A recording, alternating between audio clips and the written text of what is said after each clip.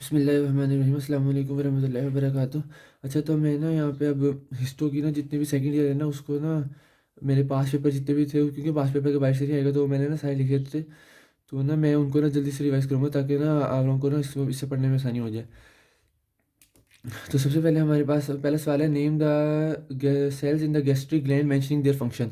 तो सबसे पहले हमें बताना चाहिए कि हमारे पास ना स्टमक के अंदर तीन टाइप के गैस्ट्रिक ग्लैंड होते हैं। अगर हम लोग यहाँ पे स्टमक ड्रॉ करें तो ये हमारे पास एक होता है हमारे पास कार्डिक, एक पाइलोरिक रीजन में, और जो हमारे पास बाकी फंडिक रीजन में। तो हमारे पास फंडिक, कार्डिक और पाइलोरिक। अब जो हमारे पास होते हैं ना, इन तीनों के अंदर हमारे पास पाइलोरिक और कार्डिक के अंदर हमारे पास सेम सेल्स होते हैं, म्यूकस सेल्स होते हैं, पैरेटल सेल्स होते हैं और एंटेरोएंडोक्राइन सेल्स होते हैं। जो इन दोनों के अंदर हमारे पास सेम होते हैं। जो हमारे पास फंडिक रीजन होता है ना, इसके अंदर हमारे पास दो एक्स्ट्रा सेल्स होते हैं। एक हमारे पास स्टेम सेल्स एक्स्ट्रा होते हैं और दूसरा हमारे पास चीफ सेल्स एक्स्ट्रा होते हैं। तो इनके फंक्शन देखिए हमारे पास। तो सबसे पहले हमारे पास म्यूकस नेक सेल, पता है म्यूकस बनाना। पैरेटल और ऑक्जेंट्रिक सेल है हमारे पास, एचसीएल बनाना होता है, और साथ हमारे पास इसके इंटेंसिटी फैक्टर बनाना होता है। इसके अलावा हमारे पास देखिए तो चीफ सेल्स हैं, और हमारे पास बनाना होता है पेप्सिनोजन बनाना होता है, एंड गैस्ट्रिक लाइपेज इन्होंने एक्स्ट्रा सक्रीट करना होता है। अच्छा, उसके बाद हमारे पास एंटेरो एंडोक्राइन सेल्स क्या होते हैं, इन्होंने हमारे पास सक्रीट करना होता है जितने भी हार्मोन है हमारे पास, जिसमें गैस्ट्रिन, सक्रीटिन, ग्लूकागॉन, मोटिन, कोसिस्टोकाइनिन, सेरोटोनिन, इस तरह के हमारे पास जितने भी है ना, इनमें से अगर आप बस तीन चार याद रख लें तो काफ़ी है। स्टेम सेल्स हमारे पास क्या होता है कि हमारे पास अनडिफरेंशिएटेड सेल्स होते हैं, जिन्होंने ना डिवाइड करके ना हमारे पास जो हमारे पास जिनकी अमाउंट है ना, जो कि अगर हमारे पास कोई डैमेज हो जाए, कोई अल्सर हो जाए, और हमारे पास किसी की भी कोई भी हमारे पास सेल्स जो है वो डैमेज हो जाए, तो हमारे पास इन्होंने रैपिडली डिवाइड करके उनको प्रोलिफरेट करना होता है, और अपनी हमारे पास इनकी अपनी जो हमारे पास नंबर है, क्वांटिटी, उनको मेंटेन करना होता है। आगे चले तो हमारे पास आता है कि जो हमारे पास ये वाला था, draw and label microscopic picture of सब मैंडिबुलर सैलिवरी ग्लैंड। तो ये हमारे पास स्टोन नोटबुक वाली डायग्राम बनानी है सिर्फ। जो थर्ड क्वेश्चन हमारे पास है वो हमारे पास है कि व्हाट आर गैस्ट्रिक पिट्स। अब गैस्ट्रिक पिट्स क्या होता है हमारे पास, इसको समझने के लिए हम लोग पहले ये समझते हैं कि ना हमारे पास जो म्यूकोजा होता है ना स्टमक का, उसके अंदर हमारे पास क्या होता है, वो ना हमारे पास शैलो ग्रूव्स में डिवाइड होता है। यानी अगर ये हमारे पास म्यूकोजा है ना, तो ये हमारे पास पूरा का पूरा ऐसे नहीं होता, बल्कि हमारे पास शैलो ग्रूव्स के अंदर डिवाइडेड होता है।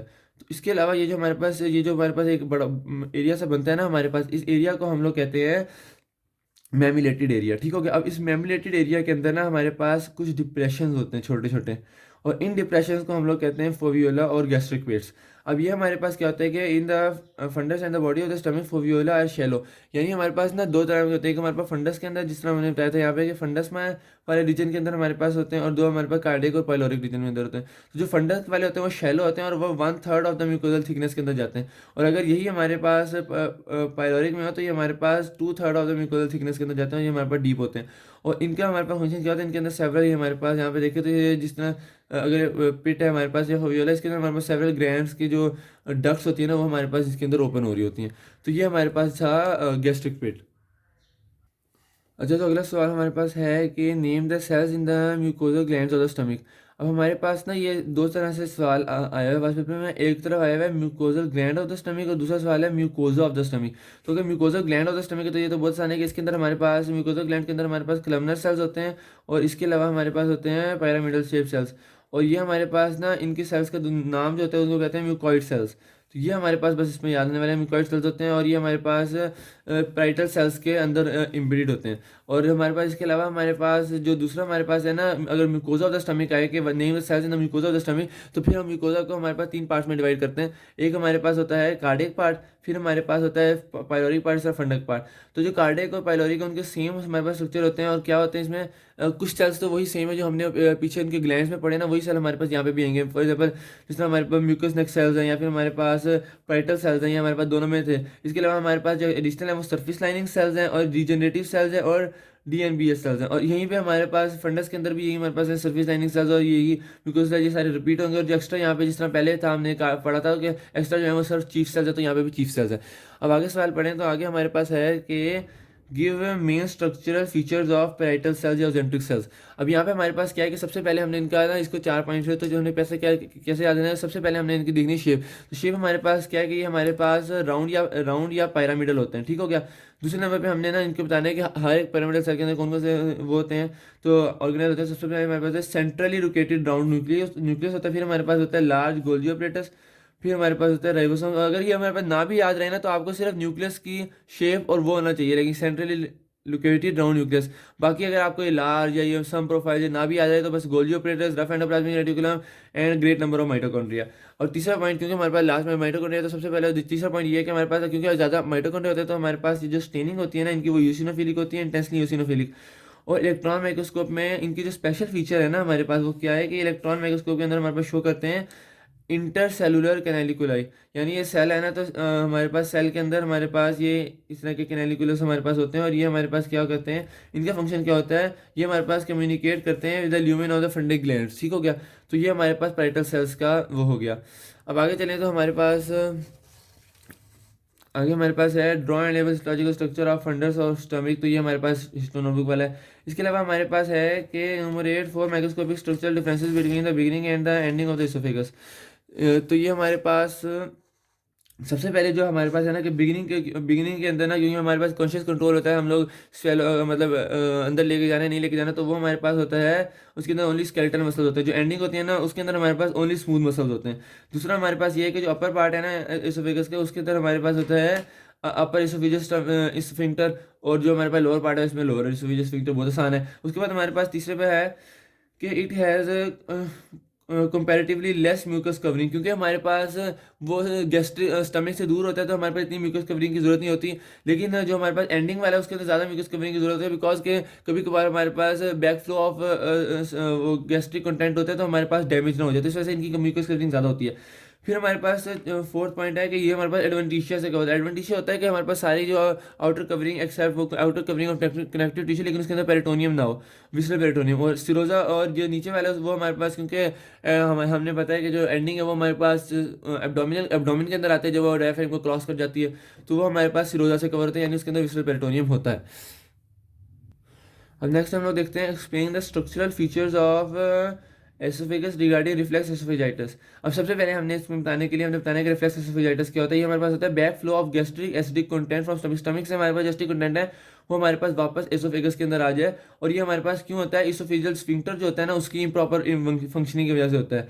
अब जब ये वापस आता है कंटेंट, तो हमारे पास जब गैस्ट्रिक कंटेंट आता है तो हमारे पास क्या करता है, इन्फ्लेमेशन कॉज कर देता है लोअर एंड ऑफ एसोफेगस के। इस इन्फ्लेमेशन को कहते हैं एसोफेजाइटिस।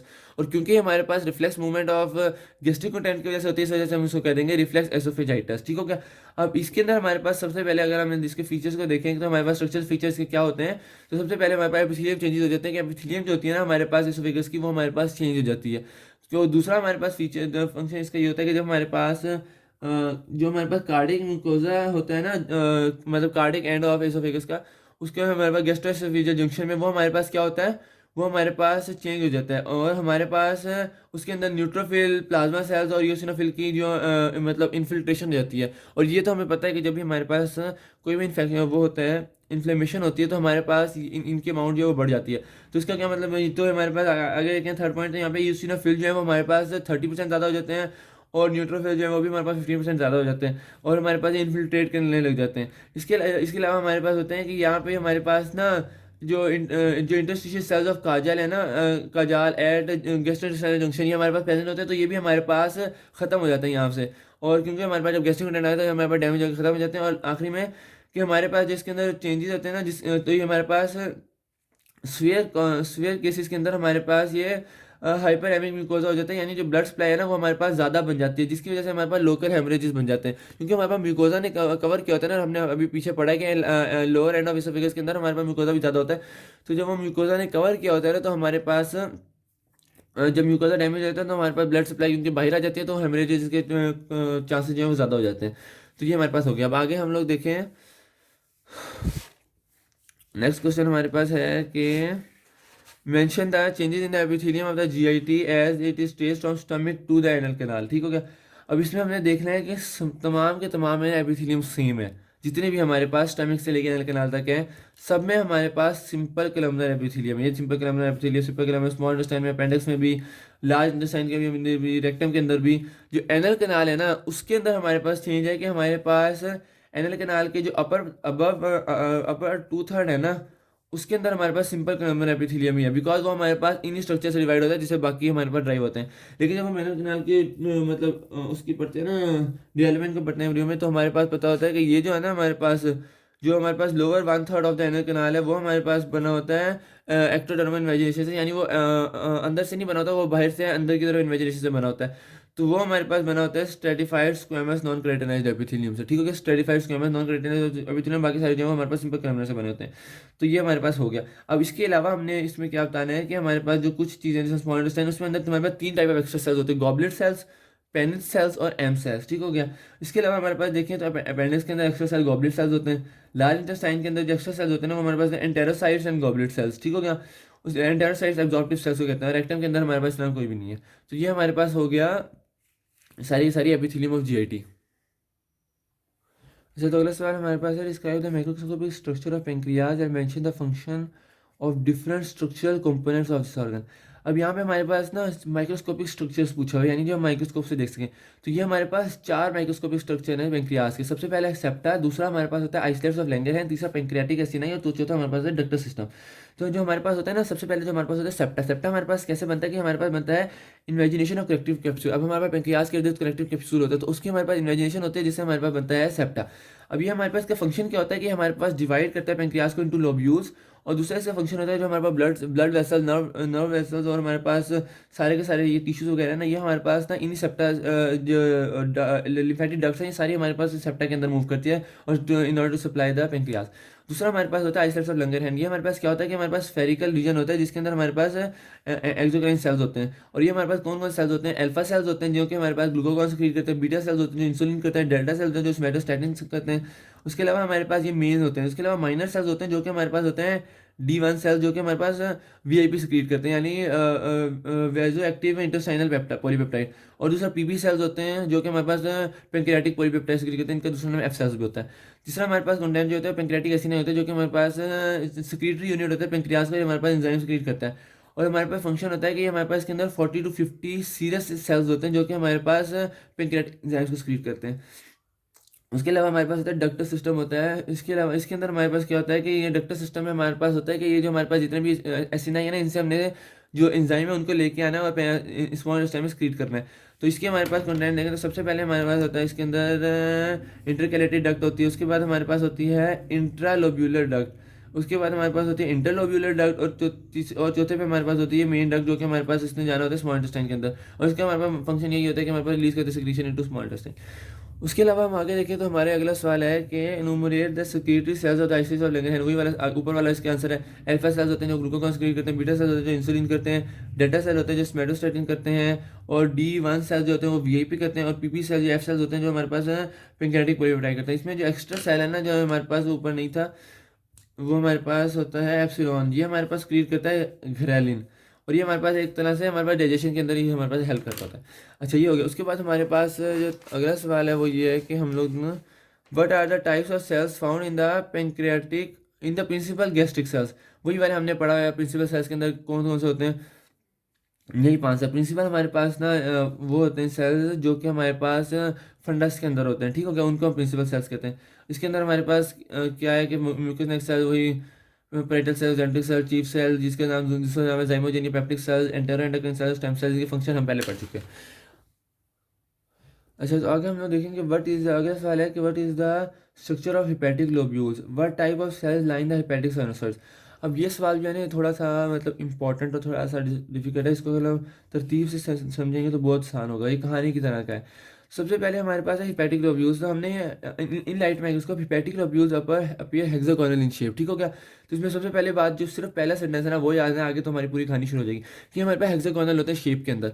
अब ये हमारे पास अगर हम हेक्सागोनल बनाए थोड़ा सा, तो ये हेक्सागोनल शेप के अंदर। अब इसका अगला पॉइंट है कि इसके सेंटर में हमारे पास होता है सेंट्रल वेन।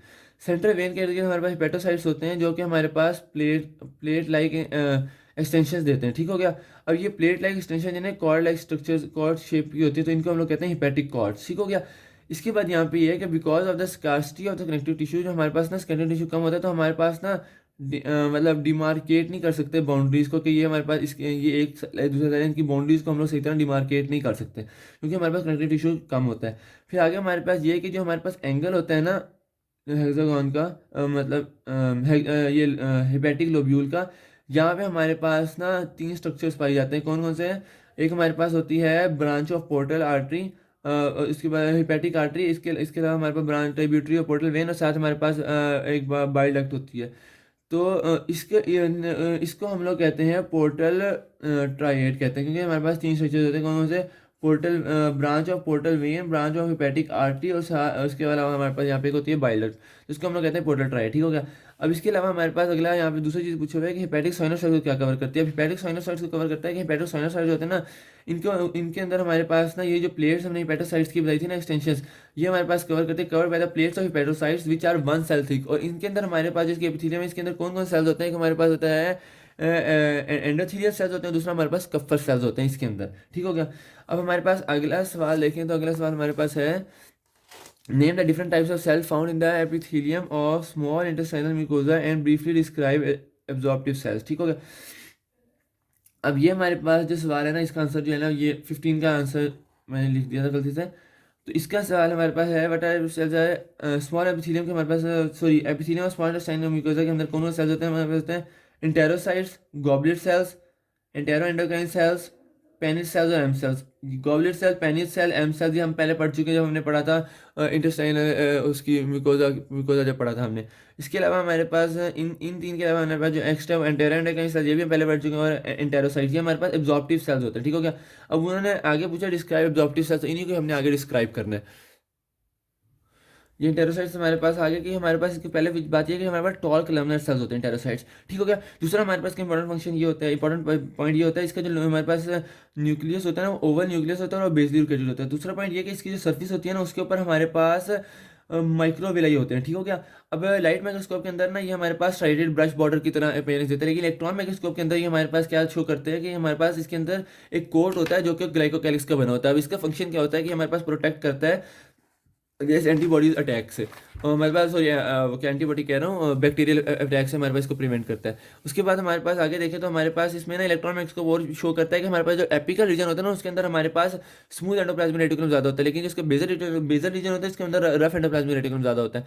इसके अलावा इसकी इंपॉर्टेंट पॉइंट ये है कि हमारे पास जिसका गोल्जी प्लेटस है ना, वो हमारे पास लोकेटेड होता है सुप्रा रीनल पोजीशन के अंदर। ठीक हो गया।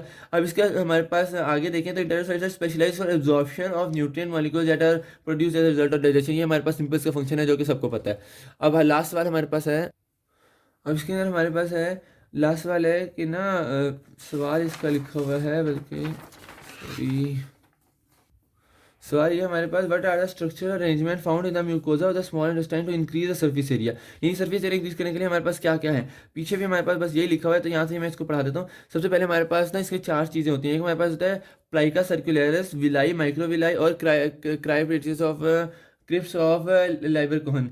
ठीक हो गया। अब हमारे पास ना इसको हम लोग देखें तो सबसे पहले हमारे पास प्लाइका सर्कुलरिस क्या होता है, ये हमारे पास सर्कुलर फोल्ड होते हैं म्यूकोजा के। ठीक हो गया। अब हम इनके इनकी वजह से हमारे पास 3 टाइम इंक्रीज हो जाता है। उसके अलावा हमारे पास होता है विलाई होते हैं, इनसे हमारे पास 10 टाइम्स फर्दर 10 फोल्ड इंक्रीज हमारे पास सर्फेस एरिया होता है। और ये हमारे पास क्या होते हैं, बेसिकली फिंगर लाइक प्रोजेक्शंस होते हैं स्मॉल इंटेस्टाइनल म्यूकोजा के। ठीक हो गया। मेम्ब्रेन नहीं म्यूकोजा, क्योंकि ये हमारे पास अक्सर कंफ्यूज मैं कर देता हूँ, एटलीस्ट क्या है मेम्ब्रेन लिख देता हूँ, स्मॉल इंटेस्टाइनल म्यूकोजा। ठीक हो गया। इसके अलावा हमारे पास की कुछ बातें बताएंगे। 1 मिलीमीटर ये हमारे पास 1 मिलीमीटर होता है। इसके बाद हमारे पास ये हमारे पास सारा याद करवा दिया। माइक्रोविलाई हमारे पास क्या होता है कि एंटेरोसाइट्स के ऊपर हमारे पास माइक्रोविलाई होते हैं एपिकल सर्फेस के ऊपर, जो कि इंक्रीज करते हैं बाय द फैक्टर ऑफ 20। और आगे होते हैं क्रिप्स ऑफ लाइबर कोहन। अब ये हमारे पास क्या होता है कि यहाँ पर सिंपल ना ट्यूबुलर ग्लैंड्स होते हैं लेमिना प्रोप्रिया के अंदर। लेमिना प्रोप्रिया के अंदर जब ये हमारे पास होते हैं ना, तो इनके ट्यूब की वजह से ना हमारे पास म्यूकोजा के अंदर भी डिप्रेशन पड़ जाती है, क्योंकि हमारे पास लेमिना प्रोप्रिया जो है ना, ये इन्वेजिनेशन